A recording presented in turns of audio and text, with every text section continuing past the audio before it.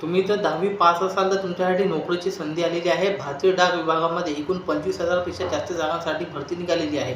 तर याबद्दलचीच माहिती आपण आजच्या या व्हिडिओच्या माध्यमातून पाहणार आहोत. त्यापूर्वी आपल्या व्हिडिओला लाईक नक्की करा. तर मित्रांनो, इयत्ता 10वी पास झालेल्या विद्यार्थ्यांसाठी भारतीय डाक विभागामध्ये GDS या अंतर्गत BPM ब्रँच पोस्ट मास्टर आणि ABPM assistant branch post master अशा पद्धतीच्या दोन जे काही पोस्ट आहेत ते वॅकन्सी आहेत निघालेल्या आहे आणि 10वी पास झालेल्या विद्यार्थ्यांकडून अर्ज मागवण्यात येत आहे. यामध्ये कुठलीही परीक्षा नसणार आहे. ज्या विद्यार्थ्यांना 10वीला जास्त मार्क आहे अशा विद्यार्थ्यांचं सिलेक्शन मेरिट बेसिसवरती होणार आहे.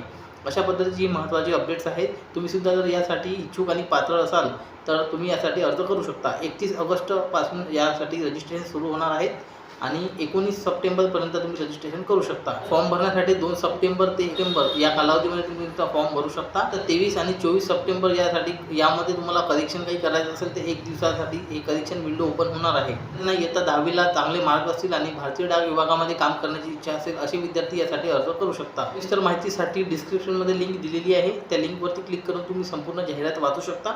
संपूर्ण माहिती वाचायची आणि नंतर तुम्हाला अर्ज करायचा आहे. अशा पद्धतीची महत्त्वाची अपडेट होती आणि पात्र विद्यार्थी असतील त्यांच्यामध्ये ही माहिती जास्तीत जास्त शेअर करा.